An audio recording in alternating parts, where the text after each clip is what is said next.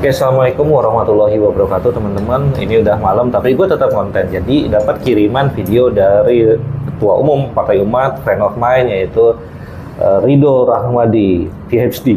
Dia ini ahli IT sebenarnya, tapi sekarang terjun ke politik. Nah, beliau ini ngomentarin soal pencapresan Anies ya.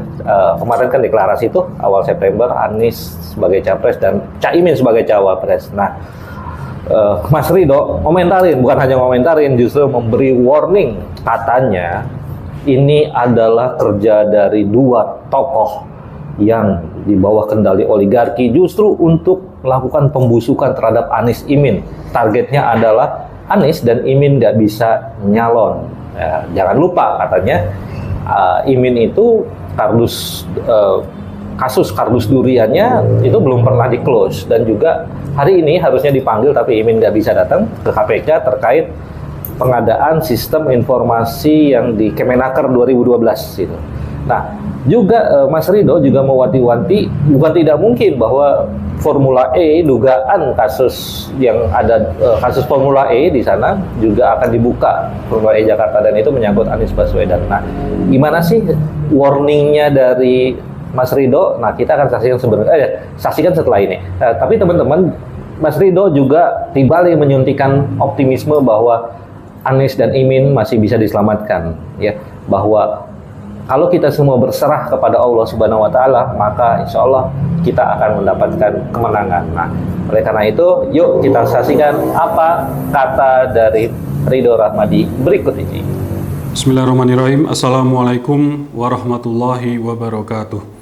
Sebagian besar masyarakat kita cukup kaget, bahkan kemudian galau melihat masa depan politik Indonesia pasca deklarasi duet Anies Baswedan dan Cak Muhaimin Iskandar sebagai capres dan cawapres pada awal September lalu di Surabaya. Ada yang mengatakan setelah itu dunia politik gonjang-ganjing. Ada pula yang mengatakan telah terjadi gempa bumi politik, plot twist, dan lain sebagainya. Ada kesan kuat dunia politik kita jadi ruwet atau semerawut.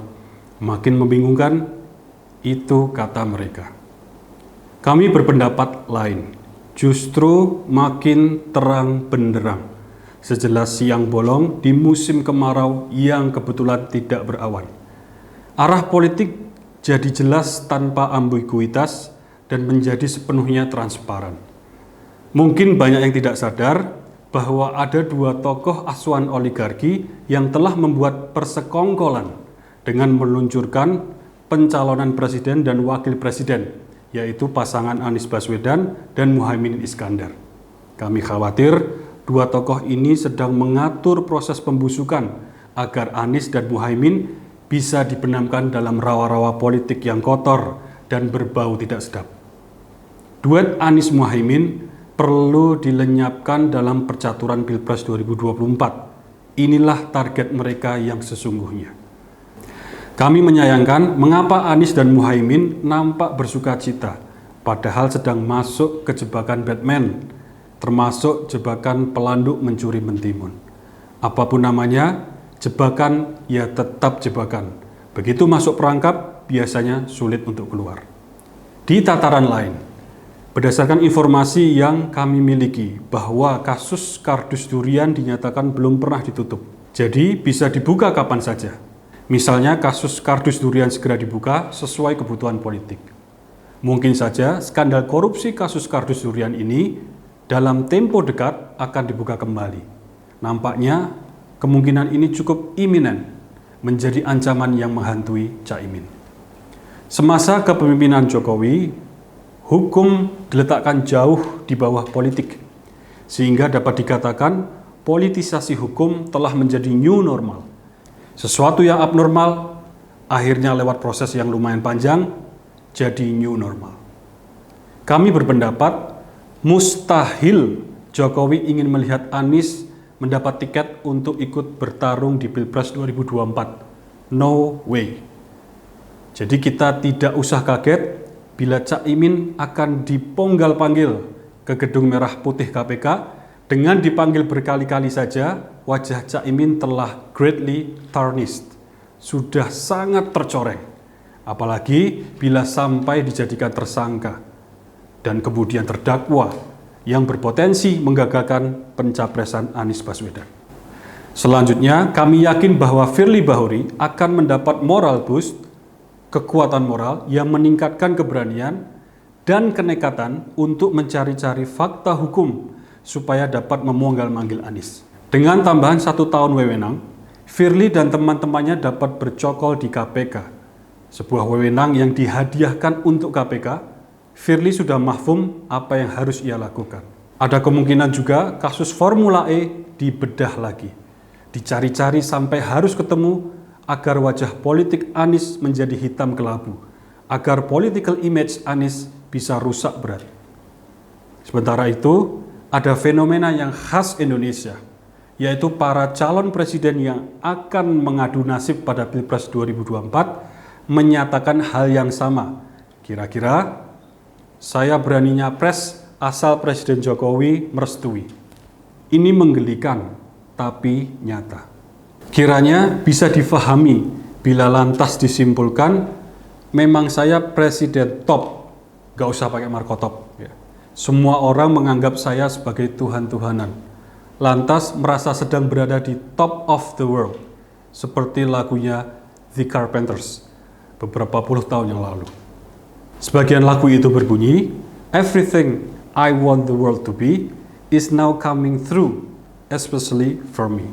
Ada satu proyek Jokowi yang cukup gegabah, yang mungkin tidak terpantau oleh sebagian besar anak bangsa, yaitu telah disepakati antara Indonesia dengan Korea Selatan bulan Juli yang lalu akan dibangun terowongan di bawah laut yang menghubungkan Balikpapan dengan ibu kota baru IKN. Artinya akan ada utang luar negeri baru entah berapa miliar dolar dan dipastikan tingkat kesulitan terowongan itu berlipat-lipat dibandingkan dengan kereta api cepat Jakarta-Bandung yang bertahun-tahun tidak selesai. Biaya terus membengkak dan berbagai hal yang memalukan lainnya. Yang penting, sekarang bagaimana kekuatan bangsa ini yang mendambakan perubahan ingin membuat lembaran baru untuk Indonesia yang lebih adil, jauh dari kezaliman, yang betul-betul melaksanakan Pancasila, UUD 45, menjunjung Bhinneka Tunggal Ika. Ini caranya bagaimana? Belum terlambat, masih ada waktu untuk menarik Anies Baswedan ke tempat yang lebih aman. Kemudian, semua unsur anak bangsa yang ingin perubahan bersama-sama mendaulat Anies Baswedan sebagai capres.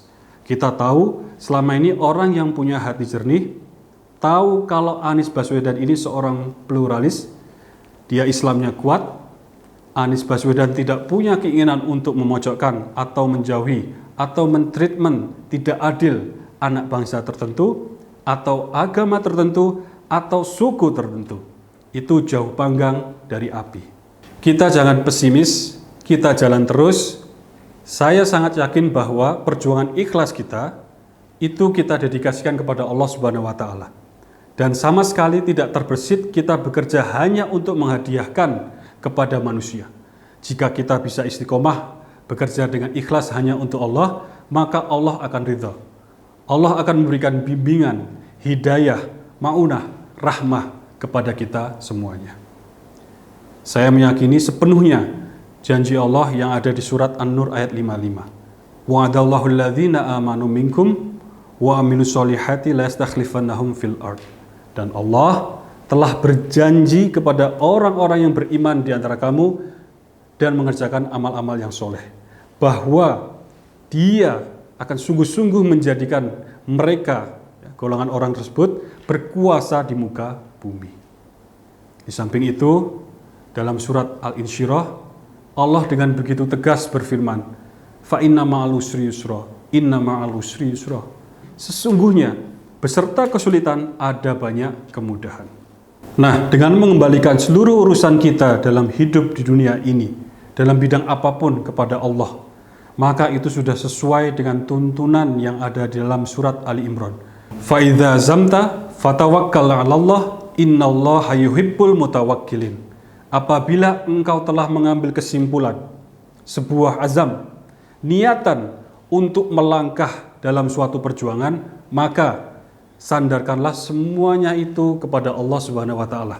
Karena Allah mencintai orang-orang yang bertawakal kepadanya. Dan akhirnya bila kita sudah menyerahkan segala macam usaha kita kepada Allah Subhanahu wa taala, maka akan terasa ringan. Yang berat menjadi ringan, yang susah menjadi mudah, yang ruwet menjadi terurai. Sekian dari saya. Allahu Akbar, Allahu Akbar, Allahu Akbar. Merdeka. Assalamualaikum warahmatullahi wabarakatuh.